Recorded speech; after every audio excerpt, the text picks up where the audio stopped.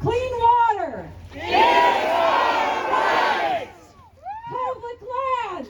Is our right. Clean air. Is our right. Outdoor experiences with our children. Is our right. Hello, everybody. As a Blackfeet woman, I know that the concept of public lands are far older than the state of Montana itself.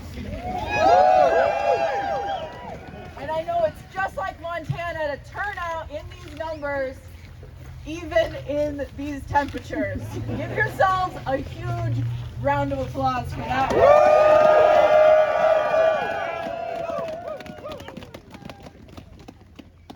You know, Native people have lived in these mountains, on these prairies, in these woods for thousands of years. We know that wilderness does not mean the exclusion of people. Wilderness includes humans. It includes us.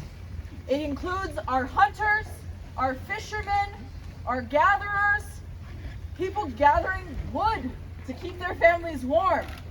All of that is part of wild Montana. Thanks, Mary, and thanks everybody for being out here. It's my honor to be with you. Give yourselves all a big hand. I'm inspired to be with you to support our wild Montana land. Growing up on the family's ranch, Dad's thoughts on land ownership, I remember, were basically that the land owns us. Public or private, the land owns us. It's our job to respect it, to leave it better, and to share it. I don't want to give up on the natural world and go eat mush with Elon Musk on his spaceship. I want to eat meat, for God's sake. Real food. I want to raise my kids in a beautiful and wild Montana. Thank you so much for being here. When I was a kid, my mom used to hike in the South Hills of Helena with me on her back, our two dogs ahead of her, leading the way. Some of my earliest memories include Montana's sunshine illuminating the path ahead, my mom's voice soothing me, my little hands grasping for pine needles and wildflowers. My dad and I have sat around endless campfires at Vigilante Campground. It was there where I tentatively pedaled my bike, only to crash into the bushes at the edge of our campsite. It was there where I took my senior pictures, smiling as I tried to prepare myself for college in a place where I couldn't see the mountains. It was there where my mom and I sang acoustic covers with the help of my grandpa's old guitar, our voices mixing with the flow of the creek and the settling of the mountain air. Thank you. This is my state capital in my state, my home state. It's amazing.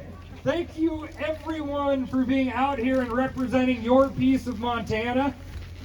Montana's always been a small place, so I can recognize faces from Shelby and Malta, Miles City, Missoula, you know, the hippie towns that are turning conservative and the conservative towns that are turning hippies. The cowboy bars that are now wine bars. There's a lot of change happening in the state, and like Mary said earlier, there's a lot of bad ideas that get floated around. And you know what? I got plenty of bad ideas too, okay?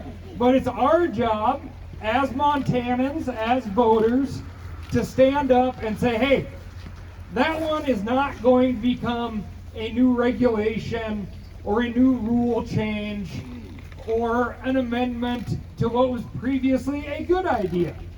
That's our job. That's our responsibility. And I know there's a lot of hunters and anglers out here. Those are responsibility activities. If you're in agriculture, there's a lot of responsibility. So why do we kind of take the easy way out and vilify people that we didn't vote for? That's